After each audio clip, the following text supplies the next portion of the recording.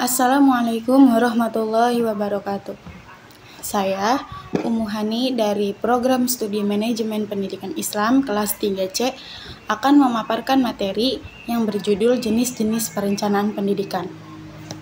Perencanaan pendidikan adalah suatu proses untuk mempersiapkan seperangkat keputusan untuk dilakukan pada kegiatan-kegiatan di masa yang akan datang, yang diarahkan untuk mencapai tujuan-tujuan yang optimal untuk pembangunan ekonomi dan sosial secara menyeluruh dari suatu negara. Perencanaan sendiri dilakukan oleh beberapa elemen pendidikan, mulai dari pemerintahan pusat, yaitu Kementerian Pendidikan dan Kebudayaan, lalu Kementerian Pemerintahan Daerah, lembaga yang ada pada masing-masing sekolah, kepala sekolah, guru, dan lain-lainnya. Tidak dipungkiri, perencanaan pendidikan itu sangat penting, maka dari itu, materi yang akan dijelaskan adalah jenis-jenis perencanaan pendidikan. Materi yang akan dibahas adalah pertama, perencanaan pendidikan tingkat pusat, provinsi, kabupaten kota, kecamatan, kelurahan desa, serta sekolah. Materi yang kedua yang akan dibahas adalah perencanaan pendidikan, perencanaan nasional, regional, lokal, dan kelembagaan. Yang ketiga, perencanaan pendidikan, yaitu perencanaan pendidikan terpadu, komprehensif, dan strategis. Materi yang keempat, itu ada perencanaan pendidikan, perencanaan regional, dan strategik. Dan yang terakhir, yaitu perencanaan pendidikan strategik, dan koordinatif. Perencanaan pendidikan yang dilaksanakan di tingkat pusat adalah tujuan pendidikan, bahan pelajaran, dan pedoman-pedoman yang akan dilaksanakan di sekolah. Tujuan pendidikan. Pemerintah Indonesia merumuskan tujuan pendidikan yang berisikan perwujudan manusia Indonesia yang dikehendaki, yaitu manusia Pancasila sejati ataupun manusia seutuhnya. Semua sekolah merupakan wadah untuk memenuhi keinginan pemerintah tersebut dengan misi dan peran yang berbeda-beda. Yang kedua ada bahan pelajaran. Penyajian ini merupakan hasil pengorganisasian yang dilakukan oleh para bidang ahli dan para kurikulum terpisah-pisah. Ada 3 jenis organisasi kurikulum, antara lain kurikulum terpisah-pisah, kurikulum berhubungan, dan kurikulum terpadu. Penyajian ini merupakan hasil dari pengorganisasian para bidang ahli studi dan pola kurikulum yang terpisah-pisah. Kurikulum ada 3, antara lain kurikulum terpisah-pisah, kurikulum berhubungan, dan kurikulum terpadu. Di samping perencanaan yang berupa tujuan pendidikan dan bahan pelajaran, pemerintahan pusat mengeluarkan pedoman-pedoman yang harus diikuti sekolah untuk menyusun perencanaan yang bersifatnya operasional di sekolah. Pedoman-pedoman tersebut antara lain struktur program, pedoman penyusunan kalender akademik, pedoman penyusunan jadwal pelajaran, pedoman penyusunan perencana mengajar, pedoman penyusunan satuan pelajaran, pembagian tugas guru, serta pelaksanaan yang akan dilakukan siswa di dalam kelas. Perencanaan pendidikan tingkat provinsi didasarkan pada Undang-Undang Dasar Nomor 25 Tahun 2005 dan Nomor 32 Tahun 2004 tentang pemerintahan daerah. Dalam peraturan tersebut dijelaskan bahwa SKPD Satuan Kerja Perangkat Daerah diamanatkan untuk menyusun restra dengan koordinasi bahan perencanaan pembangunan daerah. Ketiga yaitu perencanaan pendidikan tingkat kabupaten kota.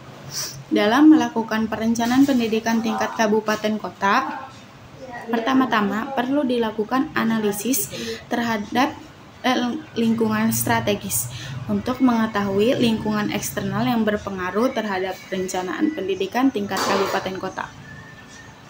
Selanjutnya yaitu perencanaan pendidikan tingkat kecamatan. Perencanaan pendidikan tingkat kecamatan adalah suatu proses merancang, mengorganisasi, dan mengimplementasikan sebuah program pendidikan yang disesuaikan oleh kebutuhan dan karakteristik masyarakat di suatu kecamatan tersebut. Selanjutnya ada perencanaan pendidikan tingkat kelurahan ataupun desa. Perencanaan pendidikan tingkat kelurahan ataupun desa adalah bagian dari upaya untuk meningkatkan kualitas pendidikan di lingkungan yang lebih kecil, yaitu kelurahan. Biasanya dilakukan oleh berbagai pihak, seperti pemerintahan daerah, sekolah-sekolah, lembaga masyarakat, serta warga setempat. Perencanaan pendidikan tingkat sekolah. Perencanaan pendidikan tingkat sekolah adalah perencanaan yang dilakukan pada tingkat sekolah, institut, dan universitas oleh mereka yang ditunjuk dan diberi wewenang untuk melaksanakan tugas tersebut. Misalnya, perencanaan yang dilakukan oleh guru, kepala sekolah, dan lainnya. Perencanaan pendidikan nasional. Perencanaan pendidikan nasional adalah perencanaan yang mencakup suatu proses usaha layanan pendidikan yang dilakukan oleh pemerintahan pusat yang bertujuan untuk mencapai tujuan pendidikan nasional. Selanjutnya yaitu ada perencanaan pendidikan regional. Perencanaan pendidikan regional adalah perencanaan yang dibuat dan diberlakukan untuk wilayah tertentu. Misalnya, perencanaan yang dibuat untuk wilayah provinsi dan kabupaten kota yang dilakukan untuk layanan pendidikan di suatu daerah tertentu. Selanjutnya ada perencanaan pendidikan lokal. Untuk mempertahankan kearifan lokal, maka pemerintah daerah memiliki tanggung jawab yang besar. Bukan hanya sekedar bantuan finansial saja, melalui sekolah, maka pemerintah dapat membuat suatu perencanaan pengembangan dan pendidikan berbasis kearifan lokal. Selanjutnya ada perencanaan pendidikan kelembagaan. Perencanaan pendidikan kelembagaan yaitu perencanaan pendidikan yang mencakup satu lembaga pendidikan tertentu. Misalnya perencanaan pengembangan layanan pada tingkat sekolah menengah atas. Perencanaan pendidikan terpadu. Perencanaan pendidikan terpadu merupakan suatu kerangka ilmu pengetahuan yang dapat berbagai pendekatan yang sifatnya parsial menjadi pendekatan yang sifatnya menyeluruh dan terpadu. Pendekatan terpadu ada 3, yaitu pendekatan perencanaan pendidikan yang berdasarkan kebutuhan sosial, yang kedua pendekatan perencanaan pendidikan yang berdasarkan dengan tenaga kerja, dan yang ketiga pendekatan perencanaan pendidikan yang berdasarkan dengan keefektifan biaya. Untuk dapat memadukan 3 pendekatan perencanaan dalam suatu perencanaan pendidikan, diperlukan suatu perencanaan yang memiliki karakteristik sistemik, analitik, dan sistematik. Sistemik dalam arti dapat dilihat dari masalah secara konteks keseluruhannya. Analitik dilihat dari arti setiap permasalahannya dilihat dari sebab dan akibatnya. Sistematik dilihat dari mempunyai arti dilihat dari setiap permasalahan dilihat dari cara kerjanya beraturan atau runtut. Beberapa prinsip perencanaan pendidikan terpadu yaitu yang pertama adalah keterkaitan antar mata pelajaran. Materi dari berbagai mata pelajaran dihubungkan untuk membentuk suatu pemahaman yang lebih utuh. Yang kedua adalah pembelajaran berpusat pada siswa. Siswa yang aktif terlibat dalam proses pembelajaran pengetahuan. Yang ketiga adalah pembelajaran yang autentik. Pembelajaran dilakukan dalam sistem konteks ataupun yang relevan dengan kehidupan siswa. Lalu selanjutnya yang akan dibahas adalah manfaat dalam menerapkan perencanaan pendidikan terpadu, yaitu yang pertama adalah pemahaman yang mendalam. Siswa dapat menghubungkan konsep antar mata pelajaran sehingga mereka dapat menjadi berwawasan yang lebih luas. Yang kedua adalah motivasi belajar yang tinggi sehingga para siswa lebih bersemangat dalam mencari ilmunya. Yang ketiga adalah keterampilan berpikir siswa menjadi meningkat. Siswa dilatih untuk berpikir kritis, menganalisis dalam memecahkan sebuah masalah. Lalu yang terakhir adalah relevansi dengan kehidupan nyata, sehingga pengetahuan yang diperoleh oleh siswa dapat dikembangkan dalam kegiatan sehari-hari mereka. Selanjutnya ada perencanaan pendidikan komprehensif. Jika perencanaan pendidikan terpadu itu fokus pada mata pelajaran, maka perencanaan pendidikan komprehensif mencakup seluruh aspek pendidikan, mulai dari perencanaan kurikulum, pengelolaan kelas, evaluasi pembelajaran, hingga pengembangan profesional guru.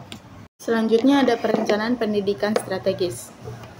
Proses perencanaan seharusnya bersifat luas yang berorientasi pada masalah strategis dan tidak kaku ataupun menghambur waktu. Hal ini berarti bahwa lembaga pendidikan harus membedakan antara suatu proses pengendalian strategis yang mapan ataupun rawan.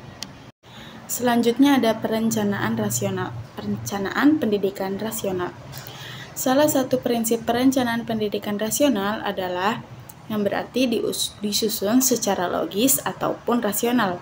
Perencanaan pendidikan rasional mempunyai beberapa prinsip, yaitu interdisipliner, fleksibel, objektif, tidak memulai dari nol, melainkan dari apa yang telah dimiliki, komprehensif, dan ilmiah.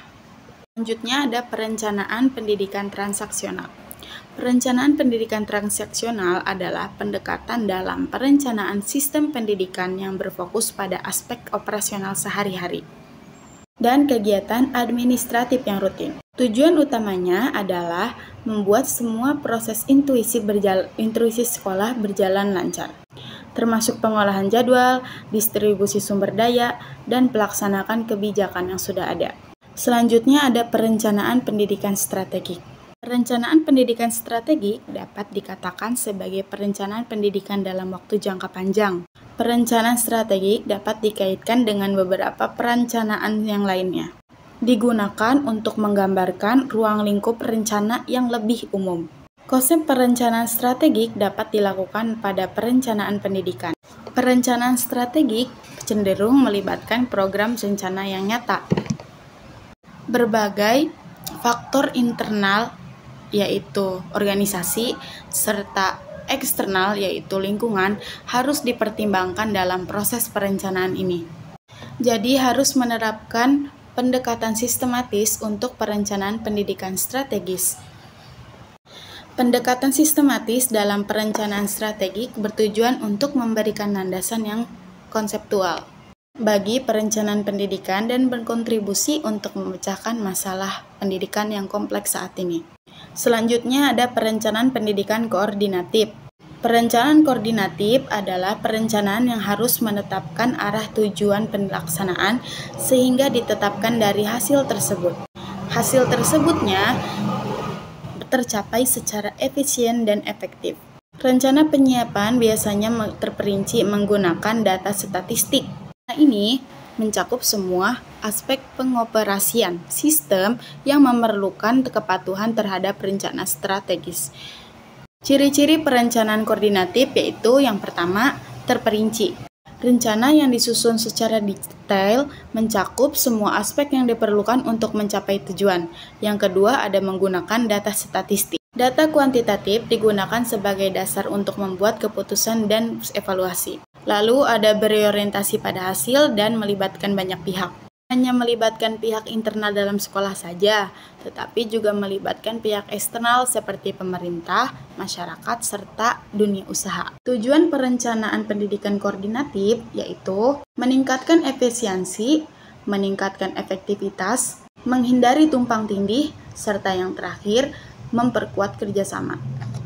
Kesimpulan dari makalah tentang jenis-jenis perencanaan pendidikan mencakup perencanaan di bagian bidang administratif, mulai dari pusat, provinsi, kabupaten kota, kecamatan, kelurahan, dan sekolah yang disesuaikan untuk kebutuhan tiap masing-masingnya. Selain itu, perencanaan pendidikan juga dibedakan sesuai dengan cakupan wilayahnya, seperti nasional, regional, lokal, dan kelembagaan, serta mengadopsi pendekatan terpadu, komprehensif, dan strategis. Pendekatan ini didukung oleh perencanaan transaksional, strategik, dan koordinatif yang melibatkan banyak pihak. Semua aspek tersebut bertujuan untuk menciptakan sistem pendidikan yang efektif, efisien, relevan, terintegrasi, dan adaptif terhadap perubahan dan kebutuhan masyarakat di berbagai wilayahnya maupun tingkatannya.